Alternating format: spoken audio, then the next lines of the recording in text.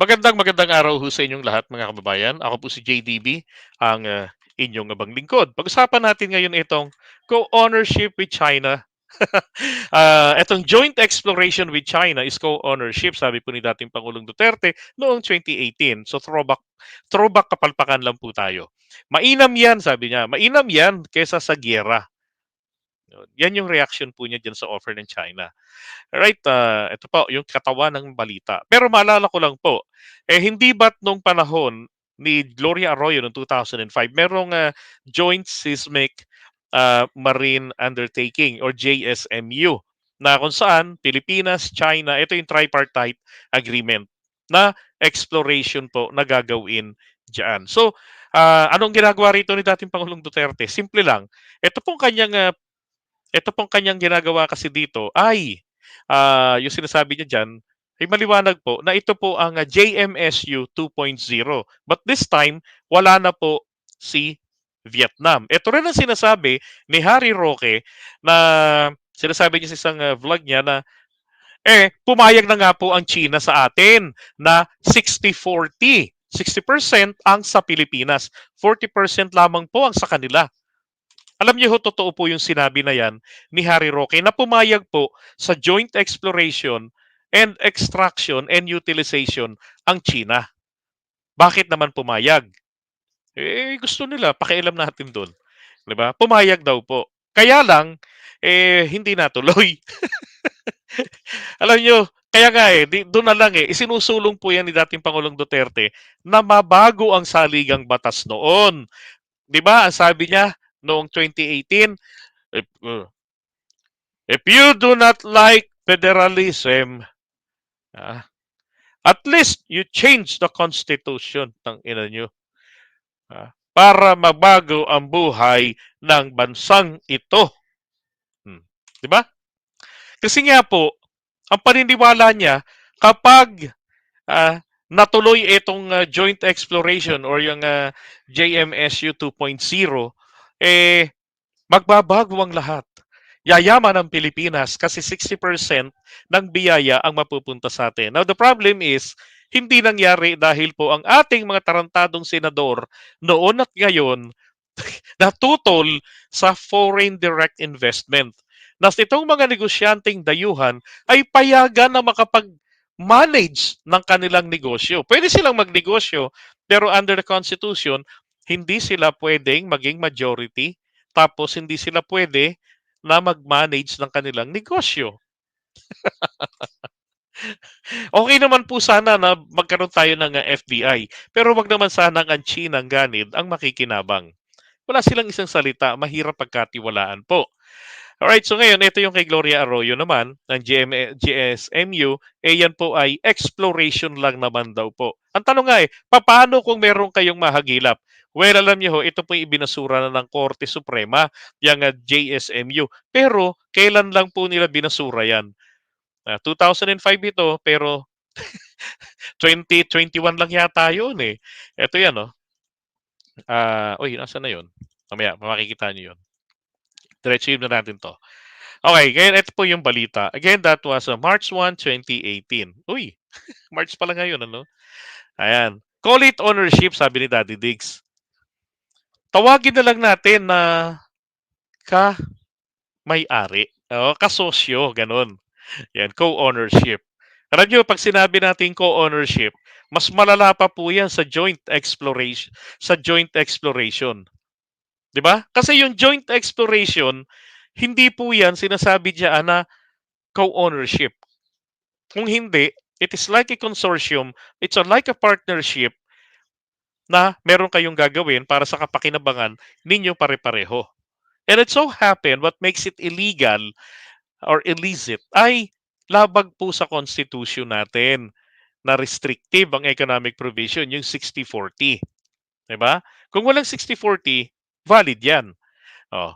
Pero yung sabihin mo na tawagin na lamang natin itong co-ownership, tragis, kinikilala mo ang kanilang claim na 9-dash line.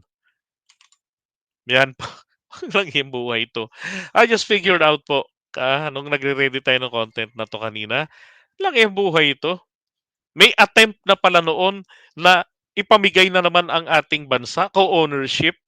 Yan po'y katumbas. That is tantamount to recognition of the Chinese Claim 9 dash line na ang pagkakaiba po sa atin, ang tangi po nating karapatan sa West Philippine Sea, dyan sa Recto Bank, ay ang sovereign rights lamang. Mas mababa ng ilang hakbang kumpara sa claim ng China na 9 dash line sapagkat ang kanilang claim ay territorial water po nila yan. Boundary na katulad ng boundary nila sa kalupaan. Na kung saan ang ibig sabihin sa batas, maaari mong ipatupad lahat ng mga batas mo na pinatutupad ninyo sa kalupaan. Ganon din dyan sa karagatan.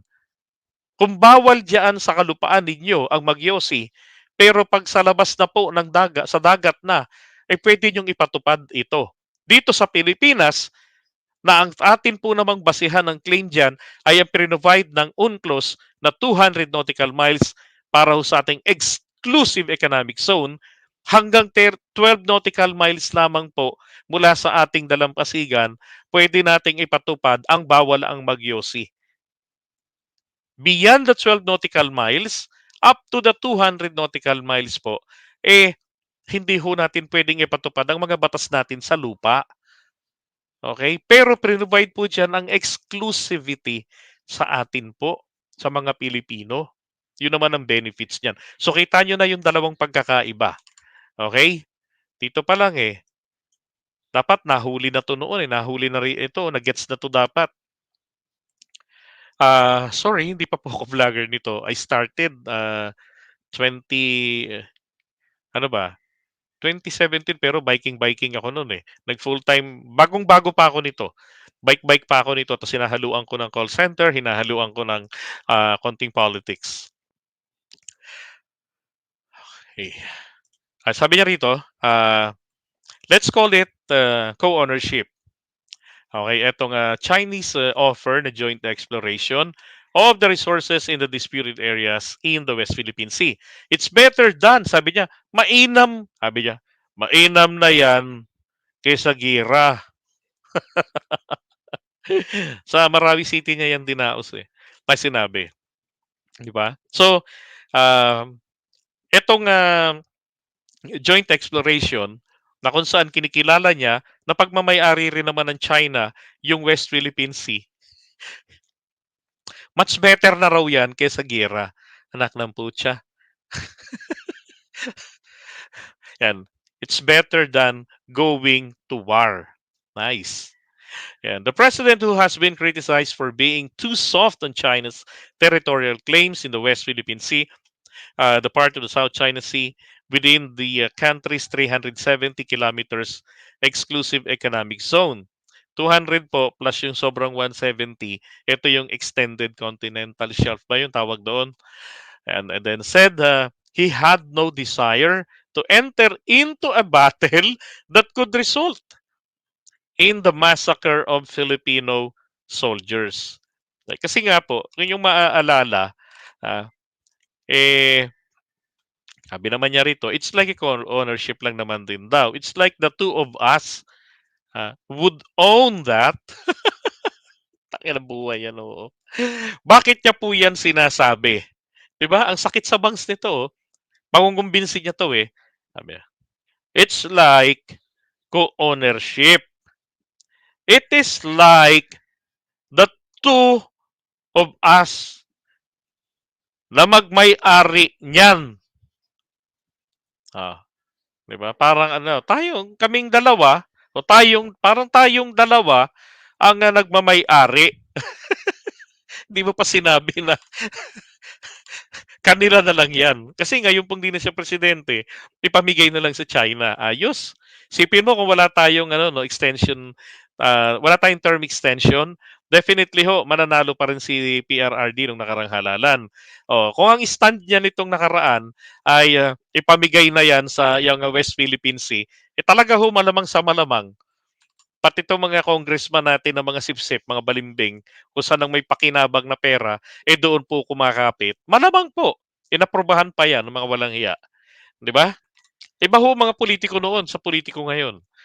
Mabuti pa nung panahon ni Cory Aquino, yung mga senador na mga kongresista na lumaban kay Apo Lakay, noong si Cory Aquino ay naglabas ng sulat na wini-withdraw niya na yung claim ng Pilipinas o claim ng mga rightful owner ng mga kiram diyan sa Sabah. Sabi nung Malaysia, no, we cannot recognize this kasi nasa constitution ninyo, walang dapat na gawing ganito. So, kailangan ng congressional act. It must be the act of the state. Sabi. So, dinala niya ngayon ito sa Kongreso. Alam niyo yung ginawa ng mga kongresista? Ang dami hong kongresista ang bumaklas kay Cory Aquino sa pagsuporta. Kinayawan nila. Pati sa mga senador, ganun din. And even Doy Laurel. Ay, nako. Ito po kasi yung kinatatakutan niya. Sabi niya rito,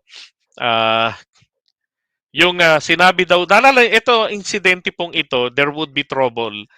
Sabi niya dyan, sinabi ko kay Presidente na, maghukay ako ng langis ko diyan sa sa recto. Sabi niya. Sabi daw ni Chi, whisper lang ha. Sabi raw sa kanya, kasi bulungan lang daw sila. Sabi sa kanya, wag mong gagawin yan. Kasi alam mo, yung ating relationship, umasim ito kasi maasim si Pinoy, sabi niya, ni Chi sa kanya. Bago pa lamang tayo, magbi-break up agad tayo. Mamaya, pagka ipinilit mo yan, gusto mo, magkakagulo.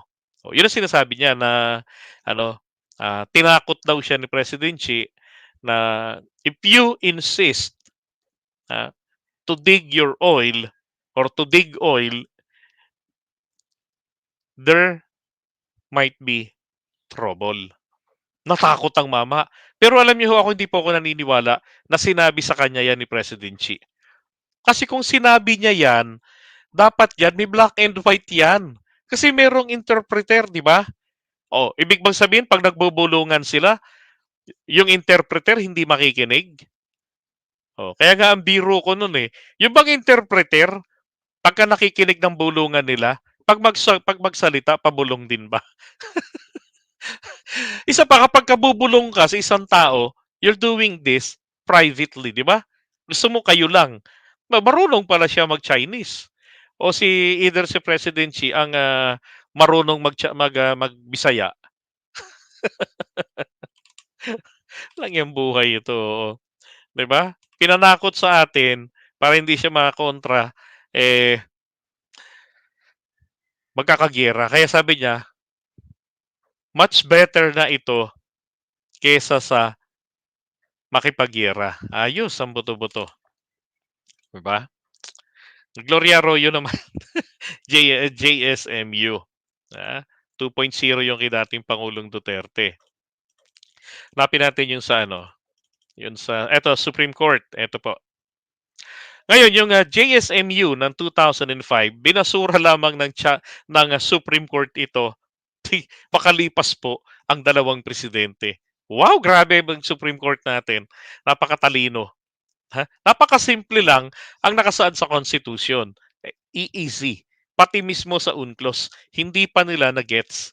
At ilang presidente, dalawa pa ang nagdaan. Tapos, ito yung botohan po nila.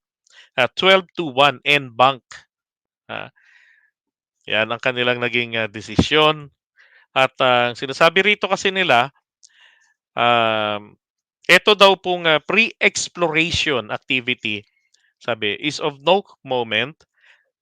Such designation does not detract from the fact that the intent, yun daw po kasing intention nitong pre-exploration activity o maging nitong buong JSMU, yung intention nito ng kasunduan na yan ay katumbas na din daw po ng exploration. Na kung saan nga naman ang ating saligang batas, ang sinasabi doon, exclusive lang po yan sa mga Pilipino sa bansa natin. Exploration, development, utilization, sa atin lang. Kaya pagka may mga pumasok, mga mangingisda, pwede po natin silang palabasin, pwede natin silang itaboy. 'di ba? Pero kay Digong, hindi po co-exploration. Ang kanya is co-ownership. Alam niyo mabuti po sana kung masasabing ito po ay joke lamang, 'no, walang bearing kung walang existing claim ang China, eh. And apparently merong existing claim ang China do'n, 'di ba? Gano'n din diyan sa ginawang yan ni Gloria Arroyo noong 2005. May existing claim ang China, eh. And at the time, that's the Nine Dash Line. Oh, itong dalawang ito. Kaya nga ako delikado rin si PBBM diyan kay Gloria. Nakadikit pa naman yang kanyang kinakapatid na yan diyan sa kanyang, administrasyon, 'di ba? Ingat-ingat po dapat sana ang ating pangulo diyan sa kanyang, kinakapatid. At, yan, siyempre kahit papaano makakaimpluwensiya yan. Ito po yung, saklaw ng, kanilang target, nitong, JSMU 2005 at saka nitong, JSMU co-ownership ni Digong ng, 2018. Yan, so ito po yung sakop. Ito Palawan, okey? Ayan, oh. Patag, Lawak, Likas, Pag-asa, Kota, Panata, Sincao Island. Itong buong lugar na yan na may guhit na yan, yan. So 80% po ito halos ng iised natin. Oh, 'di ba? Grabe. Gano'n yung, gano'n-gano'n na lang nilang ipamigay ang, ay naku, ang resources ng ating bansa sa China. Okay, so next topic tayo. Grabe Presidente Duterte ano, masyado hong makabayan. Nakakalungkot yung pag-iyak-iyak niya sa bandera. Tapos magje-jet ski. Ayun pala, magje-jet ski yata. Baka ho para tignan niya kung ano, kung nakatapos na ba ang China sa kanilang ginagawa diyan na mga artificial islands at baka gusto niya maimbitahan siya sa inaugurasyon.